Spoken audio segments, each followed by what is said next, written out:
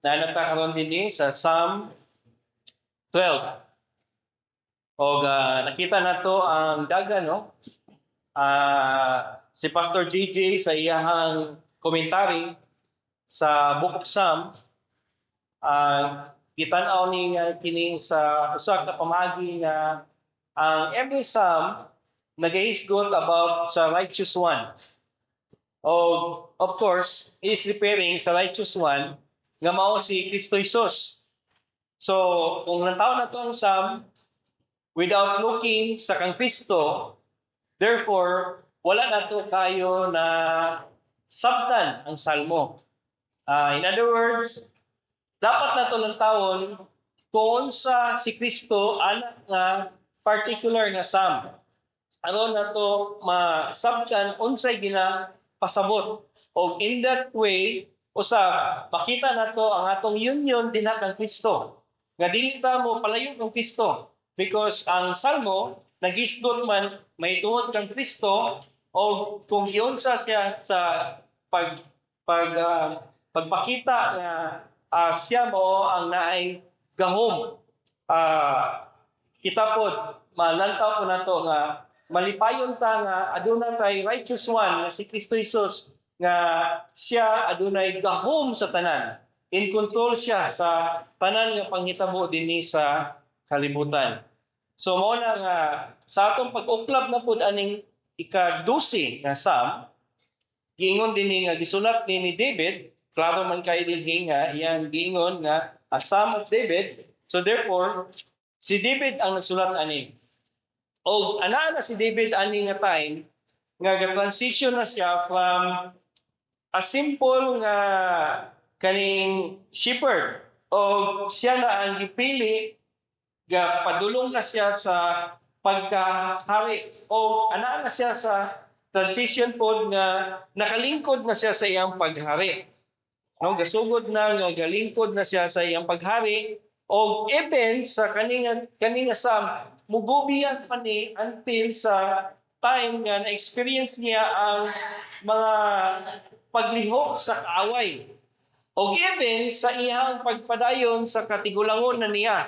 So kaninga Psalm, kaning 12, malantaw na to in the sense nga mura og overall nga realization ni David sa observation niya sa kalibutan. Og na one particular kayo nga atong nantawon karon nga mao ni ang ato ang flow sa pagsabot nato unsay na obserbahan ni David. So open again your Bible sa Psalm 12. So from verses 1 until verse 4, mao kini nga time nga nagsulti ang psalmist si David about sa iyang obserbahan. So siya ang nagsulti sa Ginoo, iyang giingon nga ang kalibutan nga iyang nakita na obserbahan mura og puno na gyud kaayo sa baka. Puno na sa mga deception. Or in other words, wicked na. Wala na'y masaligan. Onya, from verses 5 until verse 7, nitubag din ang Ginoo kang David. Nga, no, wait, basig na kalimot ka. Ako ang Ginoo. Buhi pa ko. Buhi yun ko. Tinuod ko ang Ginoo. Kung nangay pagtapang karon, ana ako, naibalo ko, nakita na ko na. But, pag balin po sa 8, malantaw ko na to nga, ang author na po, si David, ningon na po, okay, mo nang isulti sa Ginoo siya nga ang Ginoo in control, pero pag apod po sa 8, mura og kung imong lantawon ang verse ang chapter ang the whole Psalm 8 12, mura og nabitin, naputol. Kaya ang Psalm 8 mura gyud po nagpabilin nga ang mga dautan mao gyud po ang prosper. Mura mao gyud po ang nagdominate sa iyang paglantaw. So mo na nga nakakonclude ta karon nga overall kaning Psalm 12 murag reflection ni David sa tanan niya na obserbahan from the start until sa iyang old age. Naobserbahan niya nga naay mga panahon nga ang baka, ang mga deception, or ang mga tao nga gabuhat og dautan, gasulti og mga dautan, ang ilang mga pulong dili masaligan, sila manon ang dominate. Sila manon murag anaa sa gahom. Unya ang tao nga maayo mao na nun ang minority. Nga mura og gahunaw na nga wala na tay tingog. Ang tingog sa dautan nga bakat mao naman ang sige natong kadunggan. Ang tingog noon sa kaayo, mga maayong tao, murag dili naman ka kadunggan. In other words, ang mas gamahanan na. Murag mas gamahanan na noon ang mga tao nga bakakon kaysa tao nga gasulti og tinuod. Mura na noon og minority. Mao na nga ayaw ka lose hope. Kaya nga naman, ang gospel message karon nato maghatod nga aduna pa man gyapon tay masaligan. Saligan nato ang pulong sa Ginoo. Ang pure word sa Ginoo. Kung lantaw nato dili ta ni sa panahon ni David, apil po ta karon dinhi. Nagdangop si David sa tingog sa Ginoo. Maski pa sa human payon sa Ginoo nga ako anaa pagyapon sa pagkontrol nini. Ayaw kamo og wad-i og paglaom. Ug maski pagyapon after nga sulti ang Ginoo to, makita na po nato nga nagdominate na gyapon ang mga dautan, mga pakakon. Ayaw og wad-i og paglaom. Saligi gyapon ang gisulti sa Ginoo nga ako gyapon ang naay in control karon. Ang akong tingog, gamhanan, ang tingog sa mga dautan, mga bakakon, dili na sila mo padayon. Ako ang naay gahom, ako ang naay kuman. Gamhanan ang tingog sa Ginoo. So therefore, saligi ang tingog sa Ginoo. Matanaw na to karon ang verses 1 o 4. Kay sometimes mo ingon man ta kaning verses 1 o 4 kung atong lang taon basig mo ingon ta nga dili na ako, wala gid ko ana, wala ko'y kahimuan ana. But also lang taon ko nato ni in the way nga it serves as a warning for us. Nga sometimes pwede po ta mahimo nga sama ni ini nga tao. Tao nga mao ang advocate sa mga baka nga mga pulong, mga dautan nga pulong. So first, si David nakaingon, Ginoo tabang kay ang godly man daw sama sa wala na gyud. Nawad-an na og tingog. Og ang men of the world or the children of men, ang tao sa kalibutan, mao naman ang ni-prosper. So therefore, ang mga maayong tao sa imong katawan Ginoo, mura naman og natamakan na, wala na, dili na, mura mag gituok na pero wala gyud power, mura mag helpless na gyud. Mura nagpakara na lang. Og ni prosper ang mga tao nga gabuhat sa pagsulti o dili maayo. Verse 2, nag-ingon siya, they speak vanity everyone with his neighbor. Gasulti sila og mga pulong nga walay kapuslanan. Dili ka kahimo og walay kahimuan, walay value, kawang nga klase nga mga pulong. O kana nga pulong, niyon siya dinhi, flattering lips ang ilang gamit og double heart. Flattering lips, maayo nga mga sulti, maayo nga mga pulong, pero underneath na ay gipasabot. Adto ta sa Proverbs 26. Unsay gipasabot sa author ni David ini. Kung lantaw na to ang Proverbs 26 verse 28, nagahisgot og flattering words na gigamit sa tao. Ningon siya din a lying tongue hated those that are afflicted by it. And a flattering mouth worketh ruin. So, mura ba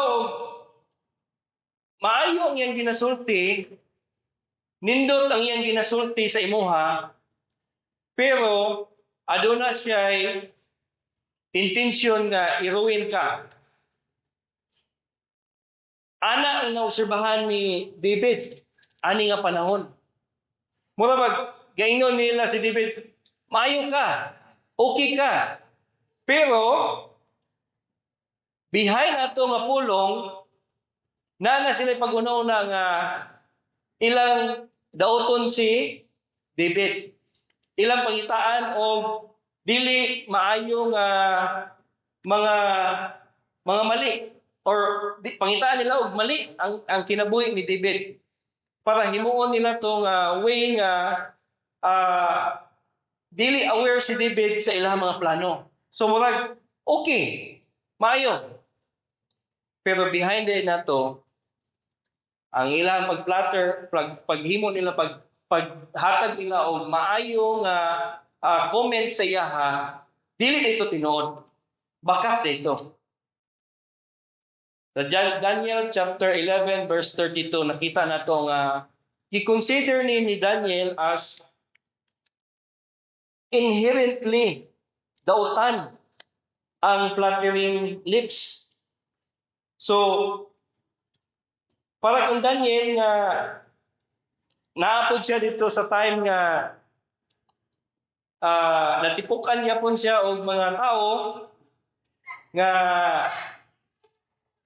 gasulti sa iya nga okay ka Daniel, pero gaplano na di ay nga pangitaan si Daniel og sayo para labay dito sa lion's den. Daniel chapter 11 verse 32.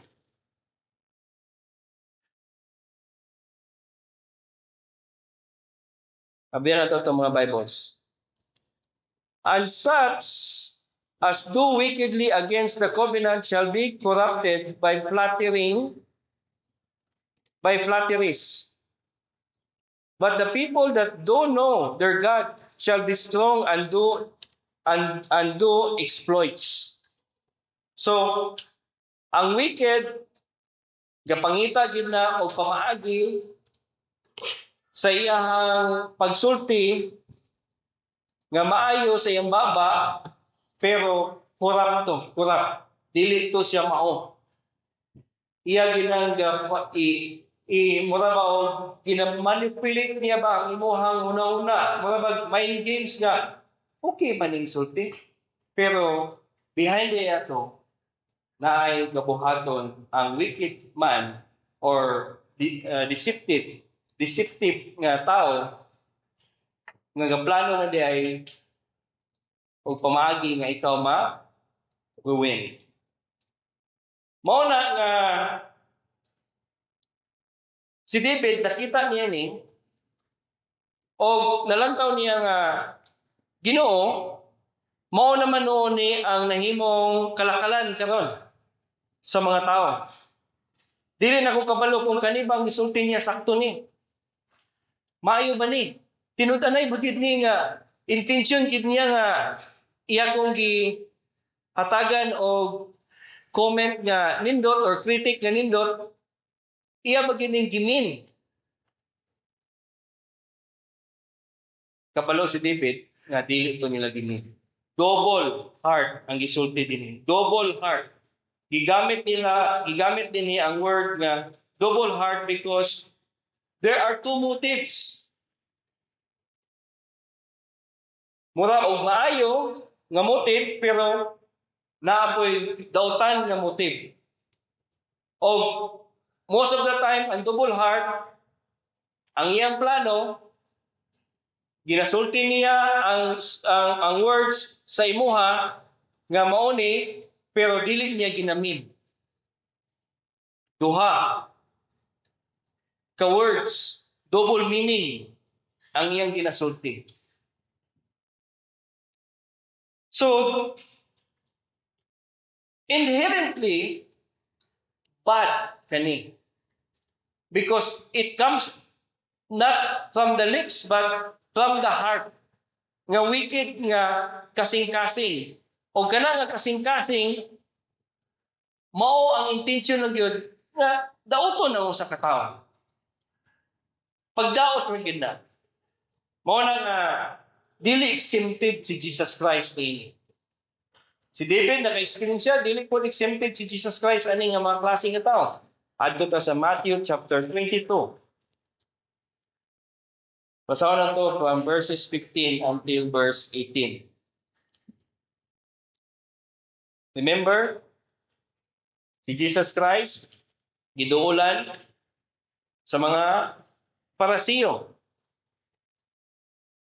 Verse 15, and when the Pharisees and took counsel how they might entangle him in his talk, and they said unto him their disciples with Herodians, saying, Master, we know that thou art true, teachest the way of God in truth, neither carest thou for any man, for thou regardest not the person of men. See? Maayo mo pulo. Okay. Pero tanawa. Ingon si Jesus Christ sa 18. But Jesus perceived their wickedness and said, Why tempt me, ye hypocrites? Gingan niya si lipat. Di ba kung padunggan mo ni murag malipay ka, ayan, wow, nakasabot sila sa akong gitudlo. Pero girebuke sila ni Jesus Christ. Gingan sila, why tempest me, ye hypocrites? Si Jesus Christ, dili siya exempted sa mga ingani nga pamaagi. Si David dili exempted. Si Daniel wala na exempt. Si Jesus Christ wala na exempt ani. Nakita nila ni. O kita karon nga mga Kristohanon, we know nga sometimes na imuduol sa tua. Magsulti o mga flattering, maayo, nindot, nga madunggan na to. Pero, naa siya underlying nga intention. Murag makaingon na nga, time sa, Pastor, imo manon may binwasyon nga, di na gid mo salig sa sulti sa mga tao. Dili na gid mo lantaw o tanaw nga masig sakto bagid ni iya. Precisely warning ni sa tua po.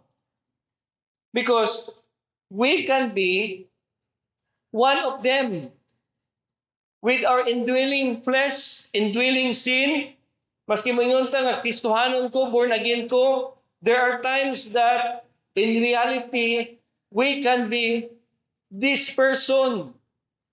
Nga moingon ta nga Ginoo, nakasabot ko nga ang imuhang kaluwasan pinaagi sa grasya. Nakasabot ko Ginoo nga ang imuhang pamaagi nga giluwas mi pinagi sa kang Kristo Jesus, ipakamatyan mi niya din na, nabayan na mo mga sala. Sabdan ako na Ginoo. Pero,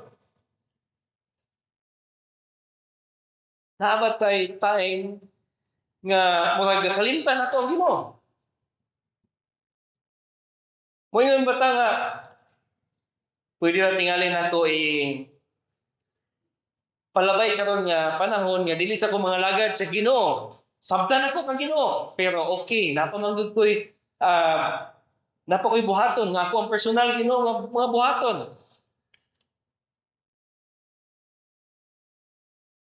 Kasabtan nimo na, then therefore you must follow God. Follow Christ. Obey. So mo na nga, we're not exempted, my brothers and sisters in Christ. Sa atong Kristohanon, na ay mga times nga murag atong una-una pwede ra nato ilad-iladon ang Ginoo, di ba? Ginoo mga lagad ko sa imo pero dili di ay. Ginoo, salamat ko sa imong kamatayon sa imong anak nga mo nagbayad sa ko. Pero wala na imong gihatag og balyo. Okay ra. Wala na imong lantaw nga seryoso ka sa imong gisulti. My brothers and sisters in Christ. Pilta sa pag-ampo ni David. Ginoo, help. Tabangi ang godly man. Tabangi ang godly man na usab nga dili mapareho ani mga deceptive nga pagdayi hindi na sa imuha. Tabangi. But at the same time, my brothers and sisters in Christ, kung ikaw nagatuman sa imong gisulti sakto, imo yung gisunod ang imong gisulti, imo pong lantaw ang imong gisulti nga imo yung gibuhat. Unya, naka sa palibot nga murag di na kasabot, okay, murag lisod man ni Ginoo. Ikaw po apel ka sa pag-ampo David nga Ginoo tabangi pud siya nga dili siya matintal. Tabangi ni ang minority kani nga mga tao nga gamay na lang karon. Tabangi nga magmalig-unon gyapon sila. Nga dili sila magpadala aning mga dagan sa kalibutan karon nga mas malipay sa pagdungog og mga flattery pero baka. Tabangi, Ginoo. Yes, si Jesus Christ wala na exempt ani. Then therefore kita pod dili ta exempted. Una, my brothers and sisters in Christ, iampo, idangop kang Kristo Jesus, tabangan ta niya sa mga panahon nga aduna tay individual nga mga decision sa atong kinabuhi. Nga tabangan ka nga ang atoang mga council nga madunggan sakto o buadto ta karon sa ikaduha nga punto nga ang Ginoo na gyud nagsulti kang David. Psalm 12 verse 5. Balik ta sa atong text. Sa Psalm 12, na-word din ha. God say it. Ang Ginoo nagsulti ani. For the oppression of the poor, for the sighing of the needy, now will I arise, saith the Lord. I will set him in safety from him that puffeth at him. Ang Ginoo karon nagsulti kang David, okay, Murag gibati na gid nimo karon nga mas daghan ang gisulti og di mao, unya wa na gid ka kasabot. But I, the Lord, say it to you. Magatod ko sa imo ang safety. Tabangan ti ka nga mo navigate ka ani mga butanga. Tabangan ti ka nga dili ka magpahimong madani or pataas imong kauglingon kundi mudangog ka sa kuwa. Ug unsa may gingon sa Ginoo nga dapat niyang dunggon or dapat niyang paminawon or dapat niyang pangitaon para motabang sa iyaha. Verse 6, ningon dinhi ang Ginoo, the words of the Lord are pure words. Pure ang words sa Ginoo. As silver tried in a furnace of earth, purified 7 times. So kung muyon ka og pure, ningon ang Ginoo aning pure, ang pulong sa Ginoo walay sagol nga baka. Walay sagol na mali. Walay error. Perfect ang pulong sa Ginoo. O gitagaan sa Ginoo si David og graphic illustration. Ngayon siya nga, daw sama ba ang akong pulong nga usa ka silver gibutang din na sa furnace kana bang murag pugon o gipalanay. O samtang gipalanay na ang katong naa didto nga mga elements nga dili silver masunog. O ang mabilin lang didto mao ang pure silver. Now, ningon siya din furnace of earth. Kung lang taon mo ang furnace na ito, pugon, murag, okay naman na. Murag, init, murag, magunitan pa man ito na. Pero kaning furnace of earth, gisama kini sa pinaka-core sa kalibutan. If you notice, kung dini ka sa kalibutan sa gawas, murag bugnaw.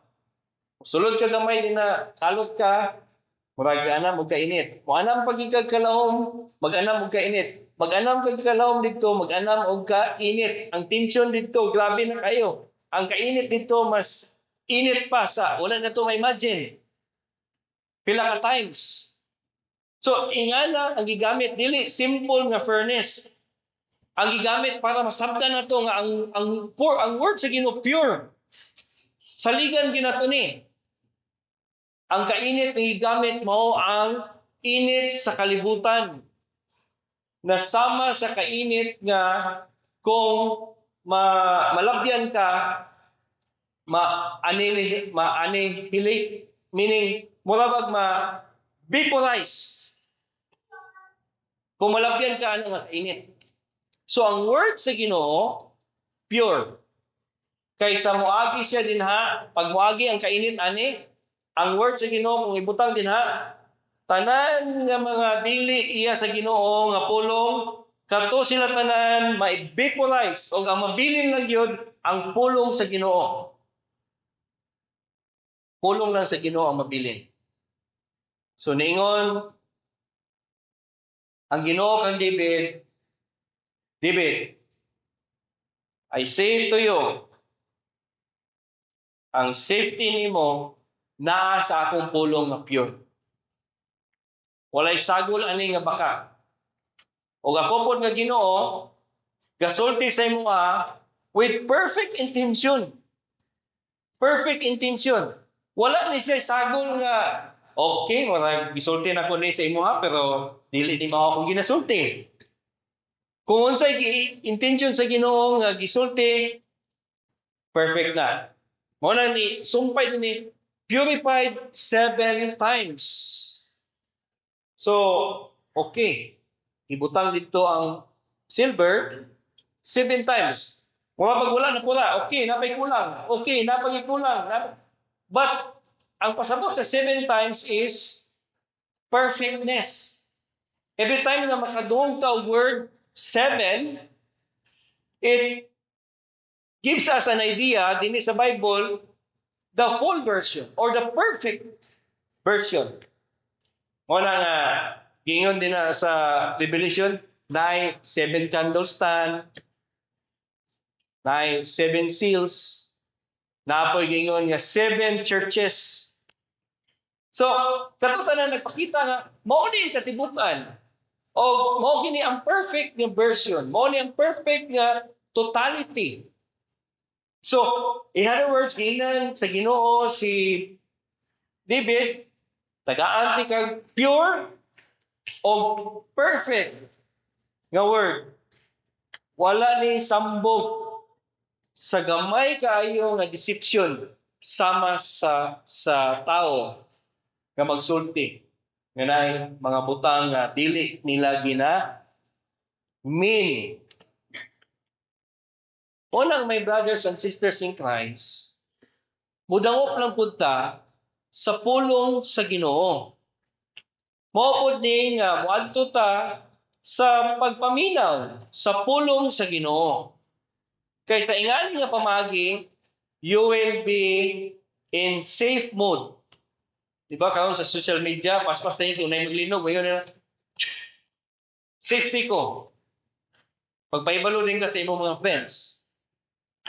But my brothers and sisters in Christ, the only way nga ma-safety ka sa tanan nga mga bakak ani nga kalibutan is through the Word of God, the pure Word of God, the perfect Word of God, nga imo gyud siyang gunitan, duulan, i-preserve nimo kini sa imuhang kasing-kasing.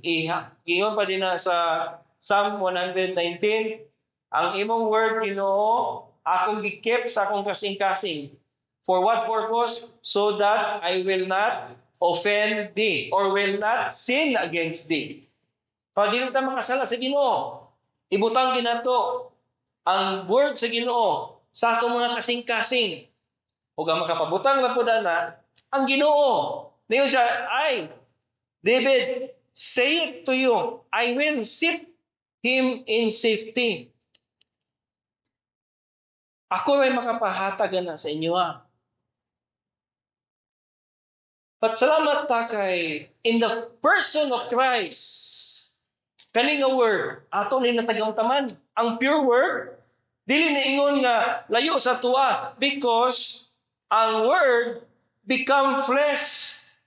John chapter 1 verse 1. Ang word sa Ginoo become flesh and dwell among us.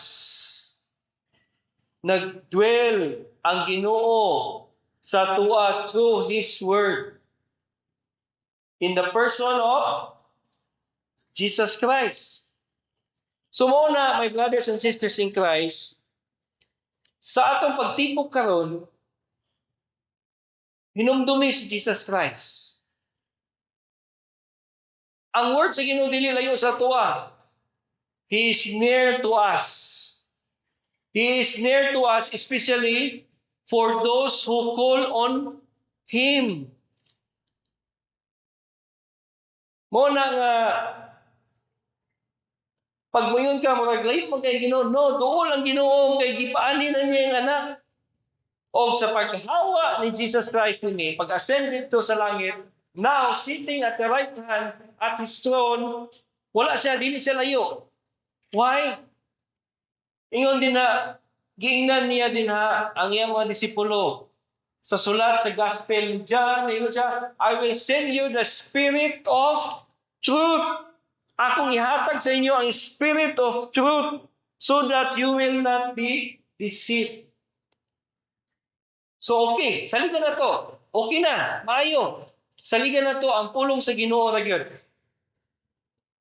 But my brothers and sisters in Christ, nag-ampo man si David, no? Tabangi ko Ginoo. Niya gitubag siya sa Ginoo sa verse 5. Okay, tabangan ti ka. Paguman niya og pagkita niya, okay, salamat Ginoo. Salamat Ginoo kay nadawat na ko imong pulong og na-assured ko nga inaara sa imong safety. Pangitaon na ko imong pulong. But again, after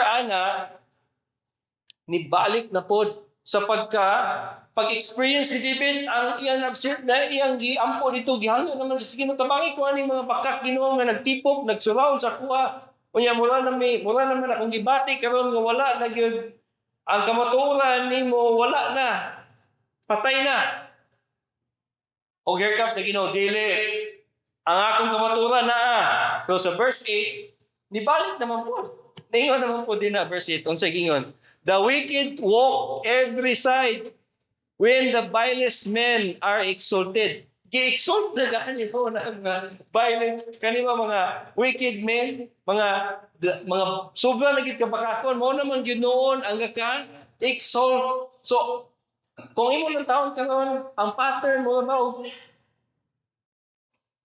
saligan makana po imong word Ginoo nga ikaw magkita ang mag-handle ani. But why? Why? Na magyapon ni gini. Nagpadayon man yun o na-exalt naman noon sila. Nagkagrabe naman noon yun kayo ang ilahang paghimo o dautan. Why? Kita po mga pangutan na karon. Why ano? Ngano ka? Nganong dili na naman nimo tapuson Ginoo. Nag-ingon naman unta ka sa tuwa nga I will put you in safety. Sa tuong nga time, kani sila, imo na unta ni silang pangkastigo. Humano na nimo sila Ginoo kani mga pakakon wala na nang nimo gipabilin wala na ayo na binili pero ngano man sa verse 8 ningon pa manoon nga nagka pataas naman noon nagkaanam naman noon sila og daghan nagkaanam naman noon og pagdominar na noon sa kalibutan ngano kaha but first basahon nato 2 Timothy. Isultihan ni Paul si Timothy.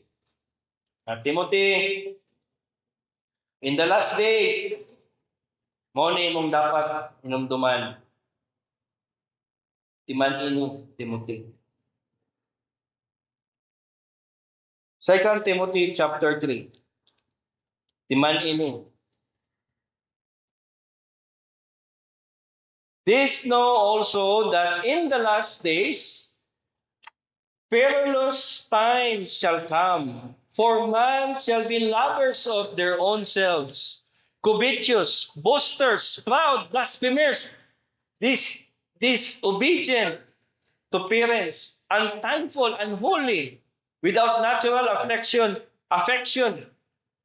truth bakers, false accusers, incontinent, fierce, despisers of those that are good, traitors, heady, high-minded, lovers of pleasure more than lovers of God, having a form of godliness but denying the power thereof. See? The same ang na-experience ni David atong na time sa panahon po ni Paul karon way back 2,000 years ago. Same nagyapon ang iyang obserbahan. Na magyapon ni Ginoo, unsa man ni sila? Giwarningan ni Paul si pagmayon siya last days, meaning every day is a last day man para sa tuwa kay nobody knows kung last day na to karon. So meaning every regular day is the last day na to.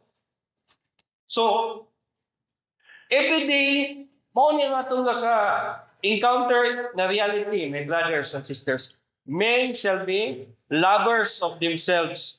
They shall be, words gapon false accusers,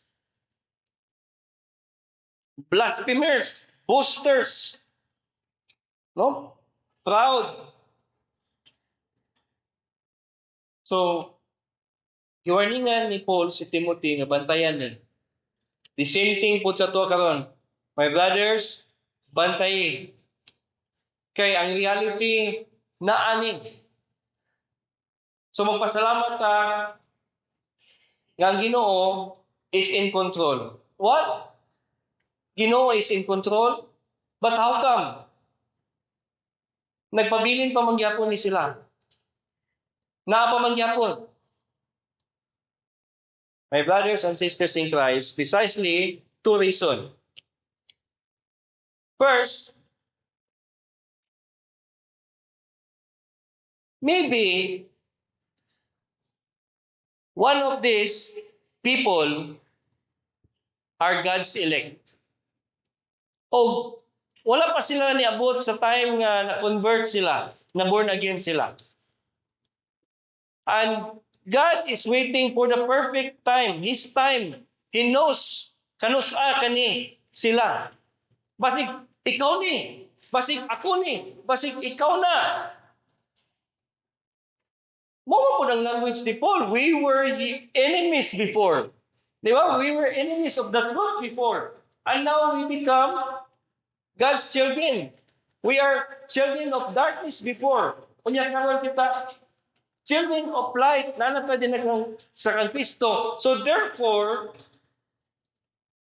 naapay galakaw-lakaw din ha, or basig naa din sa simbahan nga living a life of lies, naakaroon din nga mag-ingon pa ta nga ningon din ingon ni Timothy din verse 6 verse 5, having a form of godliness but denying the power sa Ginoo, basig naa pa na dinhi sa tuwa karon, then therefore wala pa gisilutan sa Ginoo ang tanan.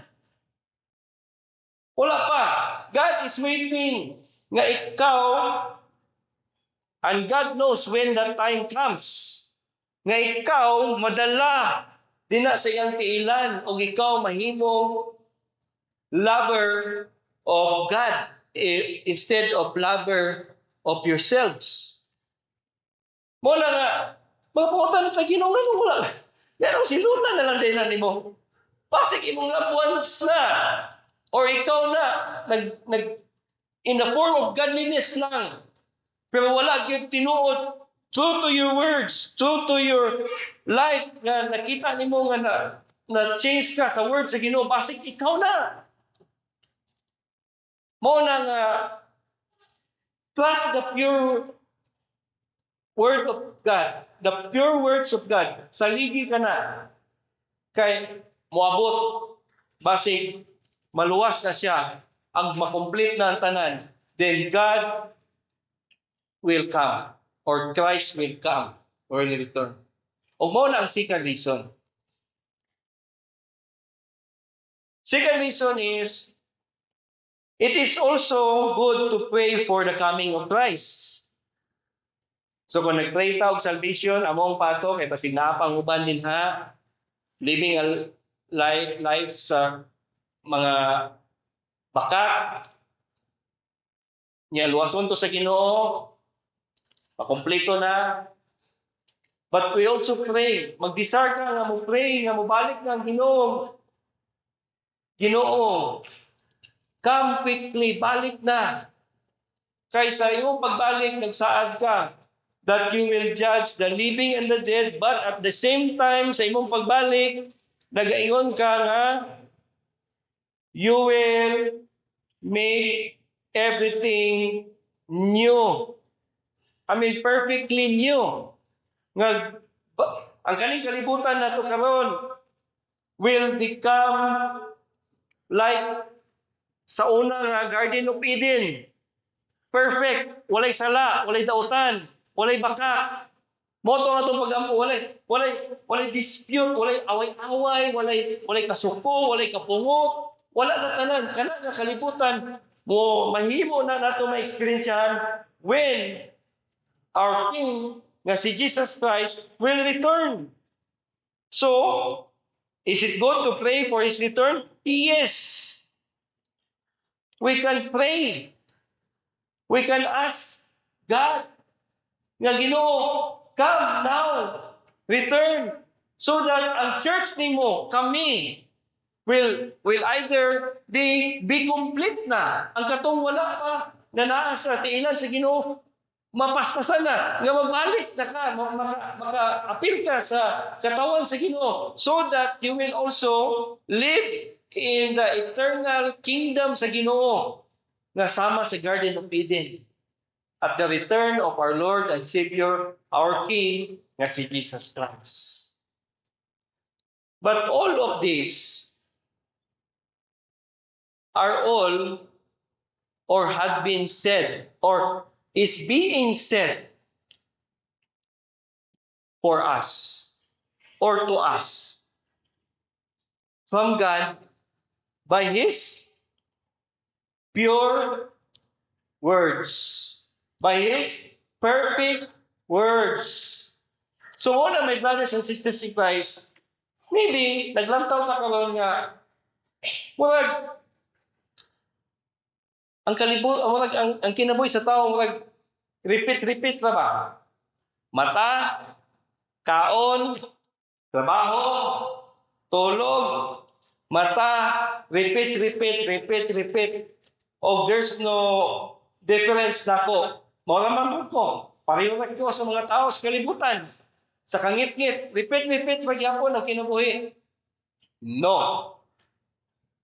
Ang kinabuhi sa usa ka Kristohanon dili ingana lang ka ordinaryo. Because naa ang pure words of God. Atong madunggan ug masaligan. O nagpahibalo sa tuwa, you are a peculiar people of God. Pinasahi ka. Ayaw ipariyo ang imong kinabuhi sa repeat nga kinabuhi. Ipariyo ang imong kinabuhi. Lantawa. Make your election sure.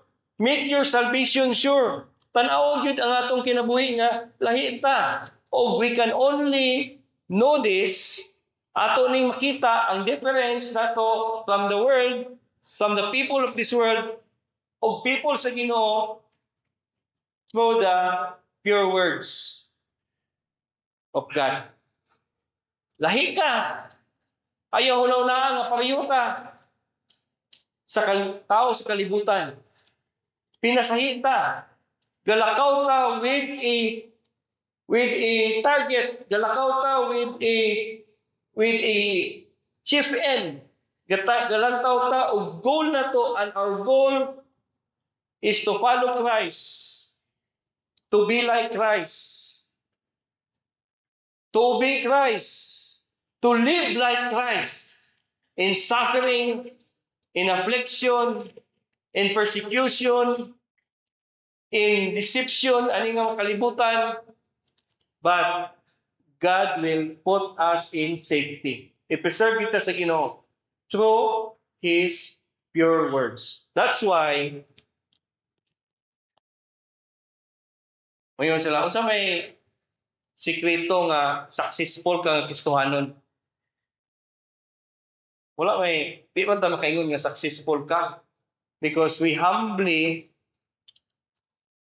trust everything dina sa Ginoo. But in the sense, wala secret. Simple. The way nga mo makasurvive ka nga kalibutan, simple. Unsa ang gigamit sa Ginoo nga means for that? The pure words of God. Saligi karon therefore ang pure words of God.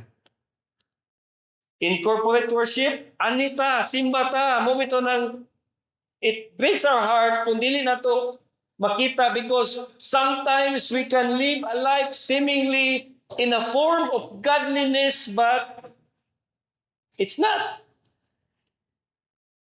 Muna i-correct na to itong kauglingon, ana. By the help of God. By the word of God. Una na, sa atong pag-partake karon sa Lord's Supper, may we remember sa gibuhat ni Kristo Jesus sa cross sa Kalbaryo. Tantawa ang gibuhat ni Kristo Jesus sa Kalbaryo. Duol ta diha kaniya. Duol ta kay siya mao ang tingog sa Ginoo. Siya ang pulong sa Ginoo. Si Kristo ang pulong. Siya ang pure words of God. Amen.